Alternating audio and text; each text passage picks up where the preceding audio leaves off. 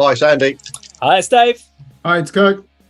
Okay, so today's video is something that Andy knows, I've never heard of, and Kirk, you may have heard of. This was actually a request by you, Andy, but I've only literally just downloaded it, and I have not even had a chance to play it, so I'm not even going to tell you what it is until we get into it. Let's go check out today's Andy's request for a video.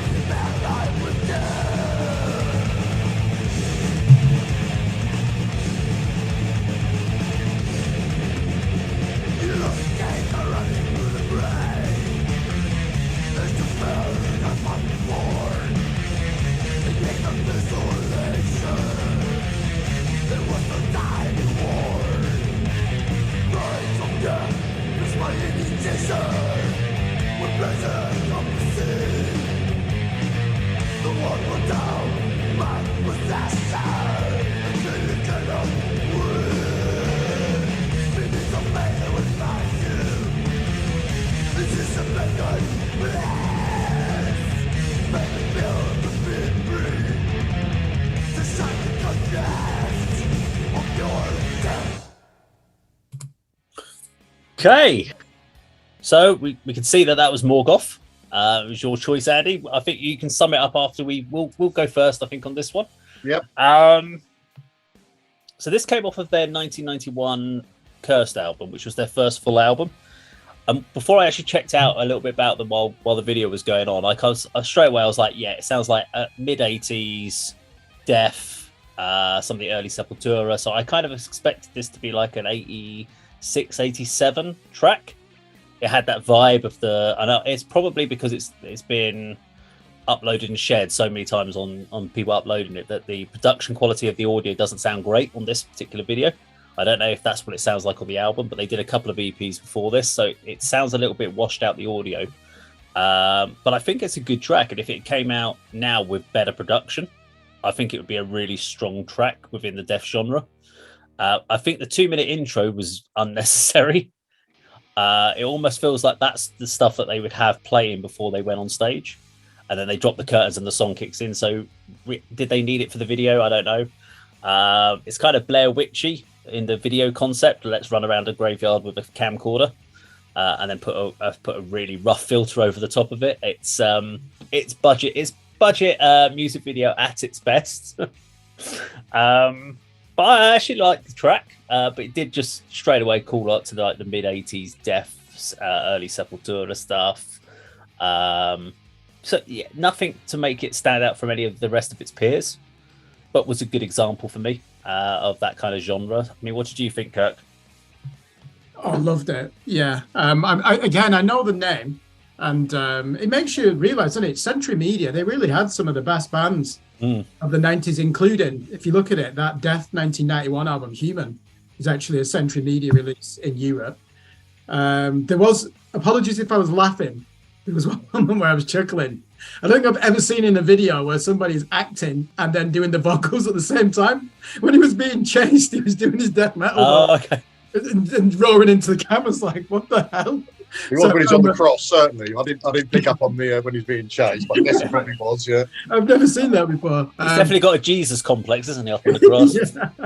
I love the video. I actually did like the ambience to that. That sinister vibe at the beginning. Yeah. Andy, I assume this is track number 1 on the album. It must be, with an intro like that. Is that correct? No, I don't know. I'm not sure if I've even got it. I just remember picking this up over on, the music channels are all a Century Media compilation again. I'm not sure if I've got the album this actually comes from, so I can't answer that. Yeah, well, Dave, just to clarify though, death metal doesn't begin in the mid 80s. It really is 1987 onwards. Is when the embryonic beginnings of the genre happened because of that Death album. And Chuck Schuldiner, obviously everyone knows him as one of the greatest guitar players of all time. Let's not forget his vocals are so unique, and the singer from Morgoth was drawing more from him than he was from John Tardy. I wouldn't call it death doom. That definitely is late 80s, early 90s death metal, isn't it? Again, it's not just about speed. That's really about that malevolent streak that you get in that music that's really dark. Obviously, they're just playing minor chords, aren't they? Really impressive the way that they will just modulate to a different tempo.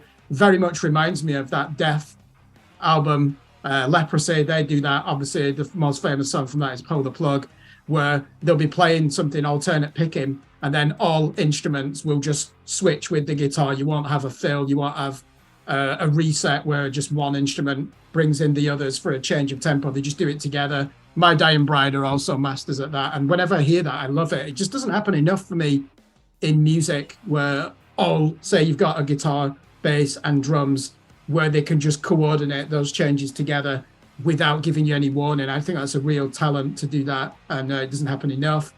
Love the song. We listened earlier on, didn't we, to Samael. I thought Samael was slightly better, but now that you've told me that was 1991, I'm even more impressed, because I assume that would have been 1995. '96. So they were in amongst it, weren't they, Andy? In the second wave of death metal. What's the singer called? Mark. It's not David Vincent. It's Mark. I think they're either Switzerland or German. Because German. he appears. Did you hear the Bloodbath album this year?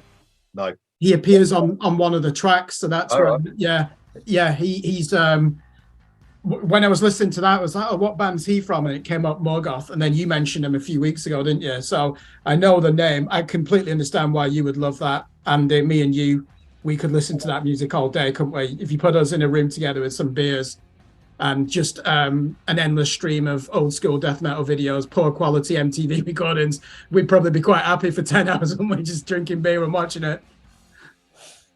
Yeah, I mean, you mentioned Samael that we recently reacted to as well. It's from the same label, from the same sort of time period. I mean, I don't remember seeing that 2-minute intro, David. I think the sort of version that was sort of, put out on the music channels probably cut that out. Yeah. And started, as the keyboards kicked in, at the beginning of the song. But I love all that fog, gravestones, being chased and captured and crucified. I love all that imagery, the monochrome, the black and white. I love all that. What appealed to me from when I watched it is I think that the heaviness and like Samael, you can hear the vote, you can hear all the lyrics that the guy's singing, but it's a good death metal style. The windmilling in the beginning, in the middle section, that's impressive as well from the guitarist. I mean, that's almost 1 minute of him windmilling in the middle section. I like the sort of the slow single note, almost doom sort of section in the middle as well, before it goes into that faster riff, and then it goes back to sort of like the main verse to finish off the song. But they're not a band I'm into particularly, but this song I remembered hearing on a compilation and seeing the video sort of thrown around on the channels. It's just something that's always stuck with me. Something that I feel like if I'm sitting down watching, like you said, Kirk, it could be if you're having a session of watching old school death metal videos, that'll be one that I'll try and find. But it's just a good song and good video, just something that I remember from nearly 30 years ago now. There we go. Well, that was Morgoth then, and the song was Solid Baptism, because I don't think we actually said what the song was, but Soul Baptism, David. Was it? No, Soul Baptism. The screen's very far away from me. I'm sorry. Soul means, or it's mentioned in the song, but that's what it's called. There we go. Now, if you liked this video, please do subscribe, click the bell icon, like and share. We'll, of course, see you on another video sometime very soon. Take care.